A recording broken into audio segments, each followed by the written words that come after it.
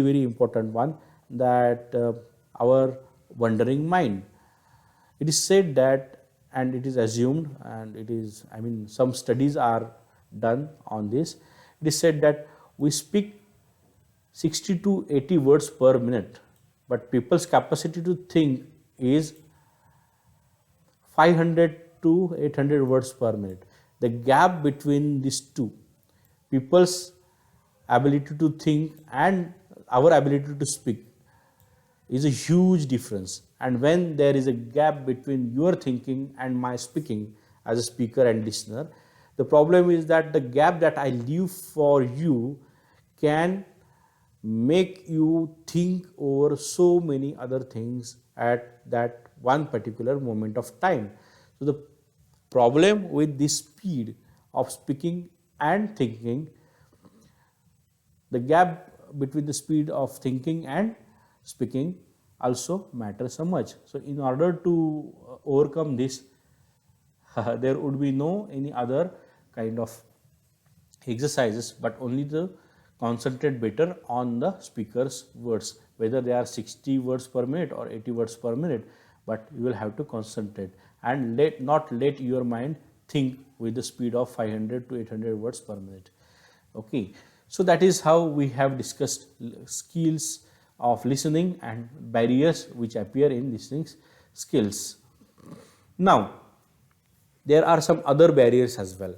For example, if I am speaking, there would be problem with delivery. Okay, either the mic is not working, my voice is too low, my speed of speaking is too much, or it is very slow. In any case, there would be no listening that would take place effectively. Note taking is another problem. If you are writing simultaneously with listening, then your mind would be occupied by catching hold of some of the major or key words and phrases. You try to write it down. Meanwhile, you might miss the major piece of information that is being spoken by the speaker. So if you have to have note taking skill, you must be practicing it very well. If you are a very good note taker, then it won't take place. But many cases, because people usually don't take notes very now and then, if they are asked or they are put in the situation where they have to make notes compulsorily, then the problem is that they would ask that speaker to speak slowly and also to repeat many a times the same kind of information. Every time that won't be possible for the speaker to speak slowly or to repeat the same thing over and over again and again for you. So therefore, you need to practice this note taking activity skill at your own with a good speed, so that you can match up with the speaker's speed of speaking. Then false listening, pretentious listening, it is also called as pretentious listening. People pretend, people try to show that they are listening, but they do not listen. Okay, this happens very often in classrooms, even in conferences, that people are sitting in the chairs and they are showing to the speaker as if they are listening, but in their mind they think something else. Many people play with their mobiles, many people would write something else, many people may engage themselves in speaking with others. This is the false listening, where you try to pretend that you are listening, but you are actually not listening and managing some other works. Then there are monologues. This is one of the problems. Okay, monologue, log is speech, mono is single, a speech given by a single person. If there is not enough discussion in any lecture or any discourse, then there would be this problem. Something that is loosely known as one-sided traffic of information, that would create problems with the listening. There is something that is called as selective listening. It is said in Hindi films that हमें वही सुनाई देता है जो हम सुनना चाहते हैं, right? Similarly, in English, there is something that is called as selective listening, that our mind is so tuned up with our own mood that whatever we want to listen from that particular person or from that particular situation, we only understand that much, we only listen to that much, and we do not understand that objectively. Because of what? Our mind is charged with some kind of emotions, and therefore this selective listening takes place. As there is selective listening, there is also selective presentation.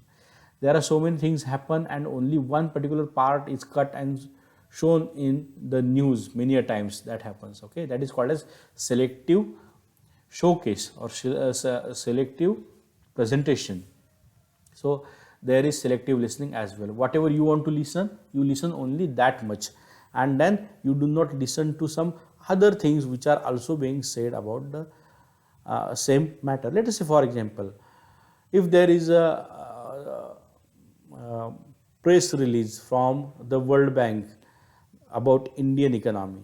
If World Bank has said that Indian economy is going to lose its shape in coming next 1 year, okay, look at that. There, this is one sentence that would be being listened to, listened by the people very often, and they would only wanted to listen that. Even if World Bank has said that there would be a very good consolidated growth by the end of this year and the growth would be of 7 or 8%. No, it is also a good sign, but people either would be listening to the first component of that or the last component of that. Those who support to the government, they would say that there would be a growth of 8% or 7%. Those who oppose the government, they would say the World Bank has said that there would be bad days for economy in India. Neither of these two are completely truth. Okay, they are said by the World Bank at one particular piece of information, and therefore they should be listened, heard connectively with each other. So this is what is called as selective listening. Whatever you want to listen, whatever you want to propagate, that much only you can listen. That is called as selective listening. Then there is something that is known as listening defensively, that is talking anything as a personal or taking anything as a personal attack. Let us say, for example, in a classroom, I am giving an example to you people, and there is one particular student who feels that I am purposefully targeting him. He would probably take it personal attack, okay, and then problem is that he probably would not listen to me. His mind would be rehearsing against me. He would be giving all kind of bad words for me, and this happens at majority of times when you feel, I mean, there would be a mention of class, caste, religion, gender, something like that, and there would be some people who are politically charged with them. They would have this kind of defensive listening. They would always feel that whatever is being said, that is to target them purposefully, okay, and then there will be again the problems with listening. And finally, there is something that is called as absent-mindedness. There is habit among all the young people nowadays that they are too much engaged with their mobile phones, that without mobile phone they cannot concentrate on anything, okay. So if there is a lecture of some 45 minutes, most probably the people would tend to concentrate for 20-25 minutes, and then after they would be absent minded, they would be engage their mind somewhere else. So these are some of the barriers in listening skills. Now, what does a good listener do? There is a list of do's and don'ts about good listener. So a good listener, first of all, maintains eye contact. Whenever there is a direct lecture or a direct presentation, a good listener would follow the body language of the speaker and have eye contact with the speaker all the time. Resists distraction. If he or she listens to the songs, she would probably try to make more attentive efforts to listen to the lecture and not go to the songs or horns or some other bells or everything that would be distracting her. Most importantly, if you are losing concentration and if you have some doubts, you must ask question to the speaker. If you are asking questions, that means what? You are active listener. Asking question is a very good sign of an active listener. So ask questions. Paraphrases is that he or she puts the information given by the speaker in his or her own words.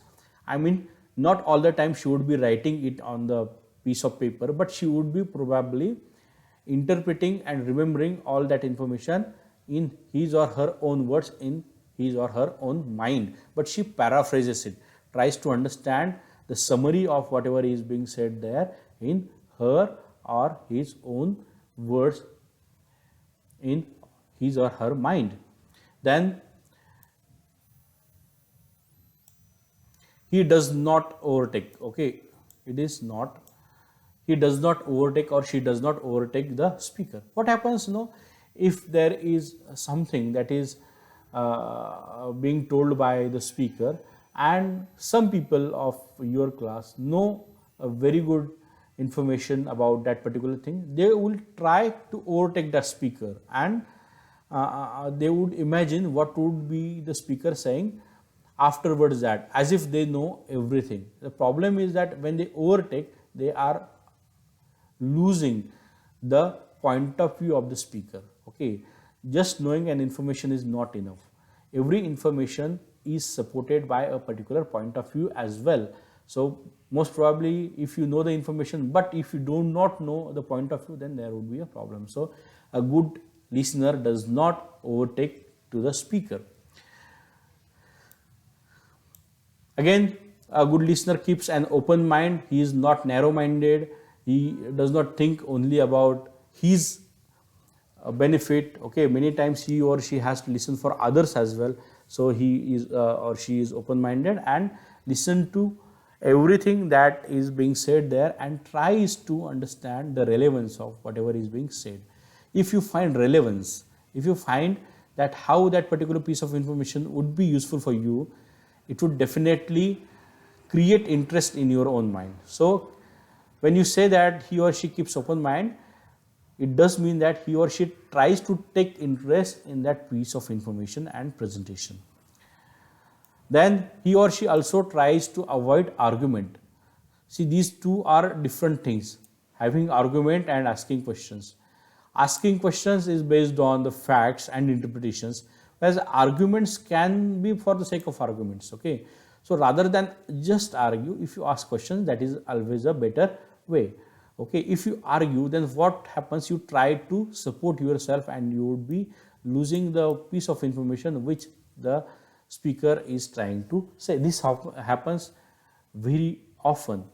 This also happens with us as professors when we have different point of view for one particular topic, and when we ask somebody to speak and that particular person is not speaking in agreement with me, I automatically tries to argue with his point of view, which is worthless there. Okay, I should be asking him or her questions rather than arguing, and then try to prove my own points. So the next thing is, he or she finds interest, he or she takes interest in whatever is being said, then she or he also empathizes with the speaker, shares some kind of emotions with the speaker, and if there is some kind of emotional bonding with the speaker, the whole listening and speaking session is enjoyable. And most importantly, she or he also holds temper and remains patient till the end of that particular activity. So this is what a good listener can do in order to be a better listener. Now there are some guidelines. We are coming to close to the lecture. First thing is that pay attention. Second thing is, at the end, check your understanding, as we have done in our compulsory English as well. When we finish with our lesson, we try to check our understanding whether we have understood everything or not. Then try to focus on speaker in a generous way. try to understand the speaker. It is not the speaker that he would make everything clear to you, but if you make an attempt, he would be making everything clear to you. If you ask him question, he would be ready to solve your queries and doubts. Avoid making assumptions. Don't have your presuppositions for the speakers and the topics and prejudices for the places and the time about the delivery of that particular topic. Listen for feelings and facts. Whenever you listen to facts, try and understand those facts and note those facts. Also equally understand the feelings of the speaker, as well as try to associate yourself with the feelings of the speaker. If you do these things, then the listening would be very easy for us. Everything of this theory will have to put in practice, then only it is possible to understand that. In the next coming lecture, we will be